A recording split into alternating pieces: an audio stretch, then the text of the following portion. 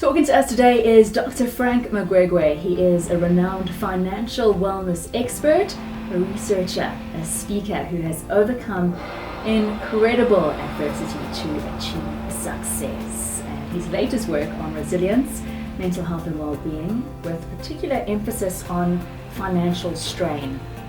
Dr. Frank Magwegwe, welcome to Impact 103. Oh my goodness, I'm so excited to be on Impact and even more excited about the topic that we're going to engage on. That topic is all about generosity. For some people, it's so easy to be generous. Yes. For other people, it's a lot more harder. That Why is do you think true. that is? I think for a number of reasons, but before we go into that, I just want to explain the way I think about generosity. I think of it as a spectrum, right?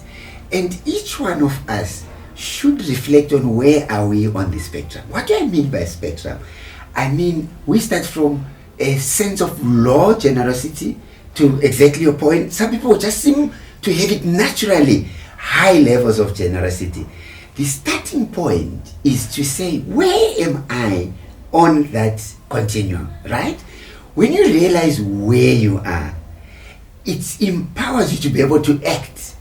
I'm sure, given the challenges that we see in our day-to-day lives that are there in the world, everyone would wish to be a little bit more generous than their current level of generosity, right? So awareness is the starting point. Then we go to your specific question. I think, and some of my research suggests, people who see themselves as on the very low side, we mustn't judge them. Often, they are operating from what I call a scarcity mindset. They are just thinking, I have nothing to give, because they complete the sentence as follows: I don't have money, I have little money, or I have just enough for myself, or I'm struggling to meet my own needs. How could I even be generous? And so they are limiting themselves. Hence this idea of the scarcity mindset. When we think about generosity, we should broaden our mindset. Yes, it can include money, but I would also like to add, it can include generosity of time. It can include, and the Bible speaks about that, generosity of spirit. It can include generosity in listening. Often people talk a lot and they don't give other people a chance. So just imagine setting a goal. I'm going to be generous in my listening, where I listen without judging, where I listen with care, even if I can't offer someone a solution to their problem, but I heard them. Generosity in seeing and making people feel they matter. One of the most important kind of emotions or kind of psychological feelings we can have as human beings. I'm here, I matter, because I'm human. So therefore, I'm suggesting that when we don't limit ourselves in what we can be generous with, and we are creative and curious, we will be surprised about the level of generosity that we can give the world and what we can be generous with. Do you think you can unlock levels of generosity? Without a doubt. And you know how you start? And I'm going to tell you a story. You start by looking inside yourself. Every single one of us has a story. And the story is about our lives. It's about where were we born, how many were we in our family, what adversity have we overcome in our lives, who has helped us to overcome that adversity. When we reflect in our stories, when we realize we have a story, when we realize our story matters, we are able to look into that story and see moments of generosity. When we start like that, we are able to unlock. And I love the word unlock, because it gives that image, right, of what is the key to unlock. And I'm going to offer our listeners the key. Look into your story. When you realize you're not self-made, firstly, God created you for a purpose. Secondly, other people that God also created, right? They were in your journey. They were put in your story. What do I mean by that? I want to give an example so that our listeners can understand. I found myself facing a huge obstacle, adversity, early in my 20s, broke, unemployed, and homeless. And I want to share 2 stories of generosity that illustrate that when we reflect on our story, we can unlock generosity. The first one is just 7 months or so, 6.5 to 7 months in homelessness. A lady by the name of Evelyn saw me. And I'm going to emphasize the word saw because, one, I hadn't bathed for 7 months or so. I hadn't changed clothes. I just wanted to think of the appearance of this young man in downtown Joburg, corner plain, in fact, and Wanderer Street, Johannesburg. The generosity of seeing another human being. That's what Evelyn did. That's a human being. They may be going through something. That's what I meant by generosity of spirit. There's another human being. And she said to me, hi, yo, I see how you get food. Because I would quickly go into, small fish and chip shop and grab leftovers to eat. I see how you get food here. Tell me about yourself. Quickly told you about my story that I will share at the Flow Conference on the 11th of October in detail. I want to say to our listeners, you want to hear more about this story? Get your ticket. Be at the Flow Conference on the 11th of October. So Evelyn sees me, generosity of spirit, and she says, I'm going to help you. Sure, I'm sorry you're going through what you're going through. Come here every day, help me pack my fruit and veggies, and I'll see how I can thank you. Here's a story of generosity. Let me quickly move to another one. Couple of months later, I'm sitting at the Johannesburg Public Library. Someone taps me on the shoulder and say, I see you here every day. Can we go outside and talk? We go outside. First question, again the idea of generosity. We spoke about it in listening, generosity of spirit, generosity in time. She says, tell me, how come you are here all the time? I share my story of why I'm at the library all the time. In sharing that story, I mention a wish of getting a job, maybe as a bank teller. She says, no, you don't need to be a bank teller. Generosity in knowledge comes through. You should be at university because you said you've got a B in maths. Go to Braamfontein, there's Wits University. Apply for something to study there. When you're done, go to the South African Institute of Race Relations in Braamfontein also. Apply for a bursary. I did both.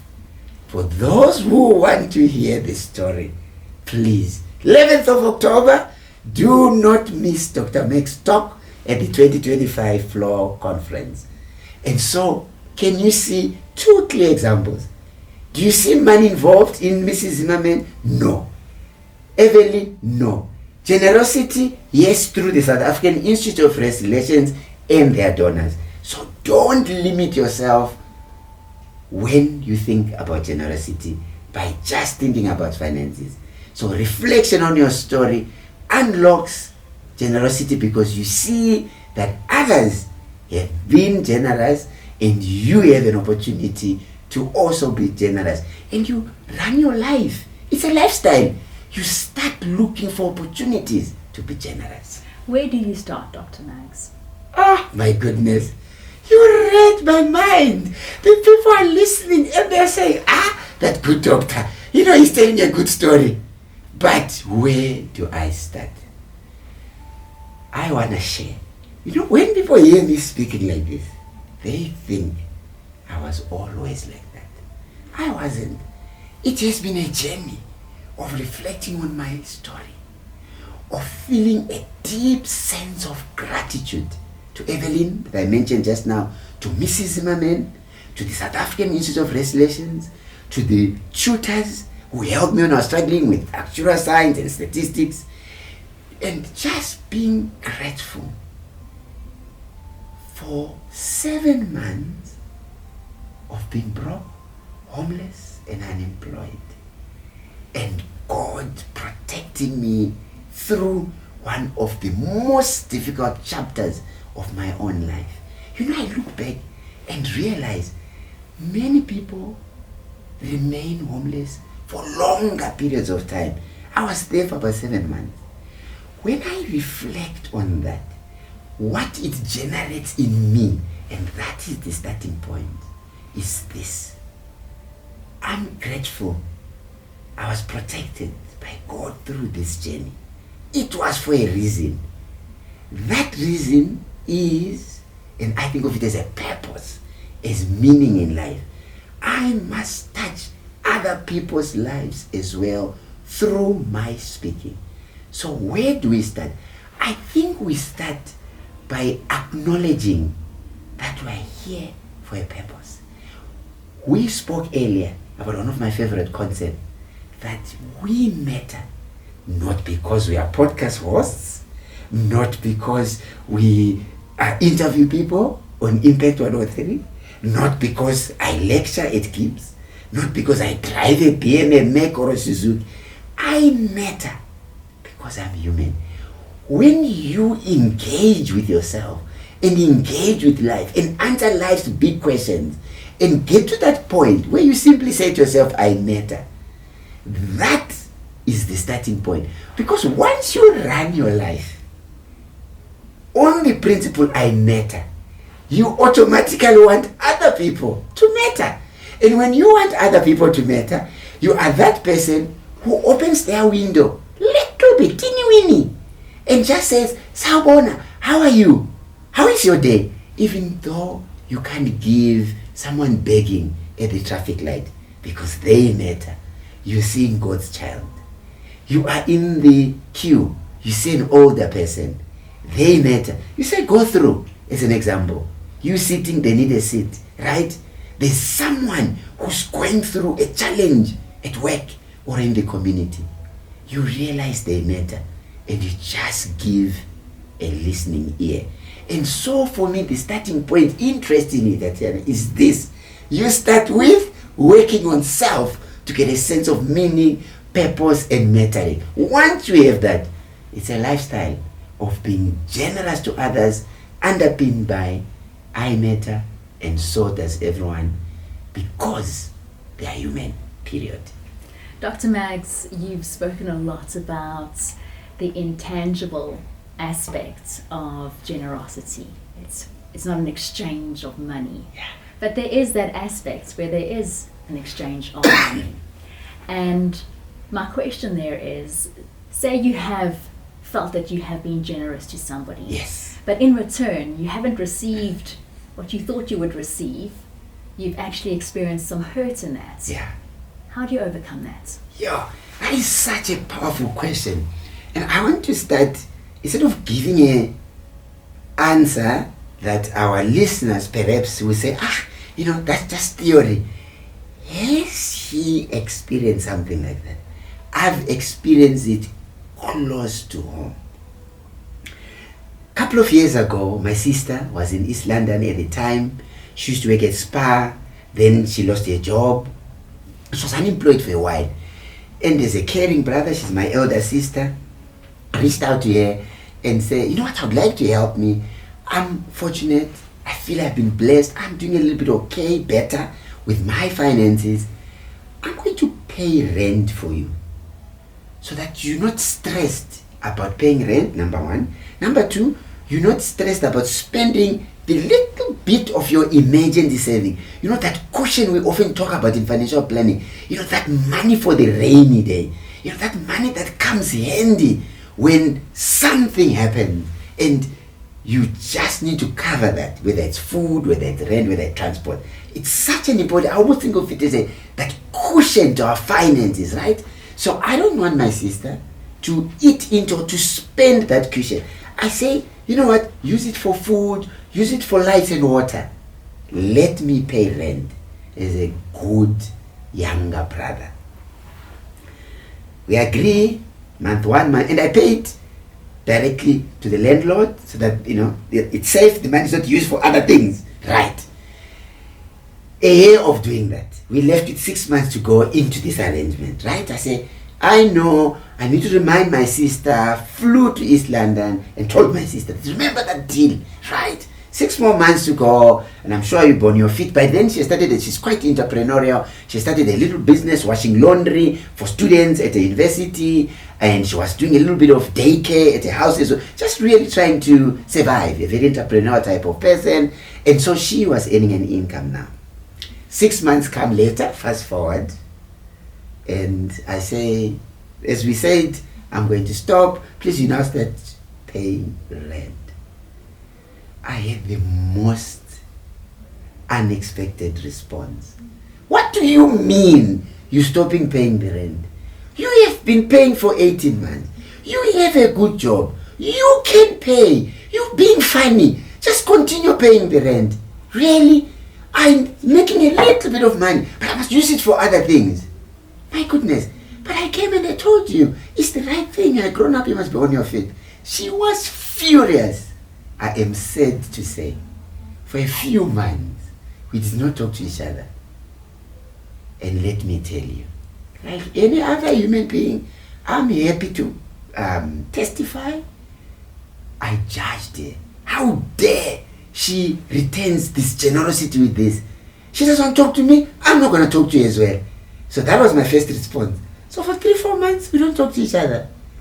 And then for me, later sense prevails. I'm like, how would I have responded to this? Probably I would also have felt someone who can afford to pay for 18 months. Maybe they can carry on. Then I also said to myself, maybe I should have carried on for a few months. Now I'm judging myself. I'm just finding it difficult, right? And I want to tell you, my end decision was, I didn't change my decision. I stopped, at 18 months. Then to go back to our question, every time I thought about that experience, and my other siblings asked for help, guess what came to mind first? Yo, I once helped, I got beat, beaten twice, shy kind of thing, right? And so now, I was taking a specific experience with my elder sister and using it to stop being generous to my other siblings. I worked through that. It was difficult. I felt betrayed. I felt angry. But also at the same time, I felt ashamed that now I'm not helping my younger sister, because this is what happened with my elder sister.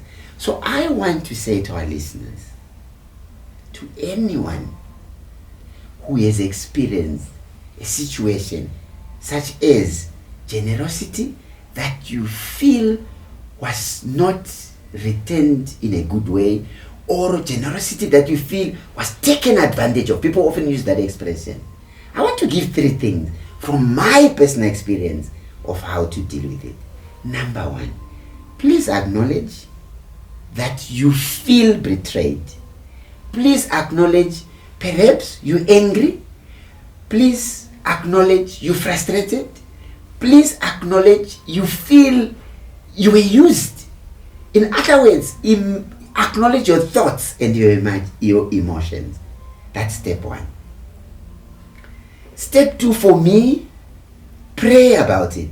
For others, if prayer is not their go-to, reflect on it. In other words, think deeply about it, right? In whatever way that works for you. For me, prayer comes handy, and I pray for guidance. And the answer didn't come the following day. I still felt hurt. But over time, what I experienced was just, no man, this is between me and my elder sister. I must forgive her. I mustn't use this experience to not be generous to others. And let me tell you, Tatiana, when we run our lives like that, we run richer, fuller lives. Why? Because we're not holding grudges. Because we don't have a lot of negative emotions about something towards other people. We just say, wait. It's humans. Humans sometimes do that. So I'm saying, number 1, acknowledge emotions, feelings. Number 2, for me, prayer. For others, reflect on what works for you. Number 3, out of the first 2, you will feel what's right. It will come to you. Do that you feel is right. That for me released it, right? And if I were to summarize, for me it almost feels like, and I'm just looking at your face and you're giving me lots of ideas, but I must give you time to speak now. And you giving me the idea of surrender. For me, surrender to God to get guidance on this hurtful experience.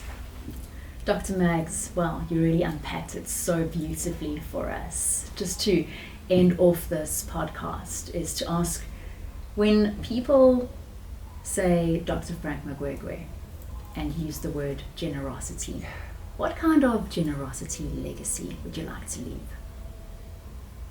That's a deep question. If I look at where I am in life and kind of how I've navigated from being limited by finances as kind of generosity, seeing it through the lens of finances only, and I've now broadened my view to time, to spirit, to active listening, I would say, I think of my 2 young adults and everyone I engage with. I think I would like people to say, when they link Dr. Max with generosity, it's generosity in care. He cared. For me, care, captures a lot of things. I'm here, I'm willing to listen. I'm here as a friend, I'm willing to help if there's need financially, if I can. I'm here as a friend, I'm able to give ideas of how to look for a job maybe. I'm here as a friend, I can link you to another individual that may help you. So I think generosity in care, to really say this is a person who cared for others because he felt everyone matters. Dr. Max, thank you so much for your time. What a great pleasure to be here on the podcast. Looking forward to the Flow Conference. Again, to remind our listeners, 11th of October 2025. Those who follow Dr. Max on many social media platforms out there, get your ticket. Do not miss my talk and many other powerful speakers on the day. You will exit with a generosity of spirit. The generosity of spirit. What a way to leave Flow Conference 2025. If you want to get a ticket, go to itickets.co.za, or if you want more information on Flow Conference, go to flowconference.co.za.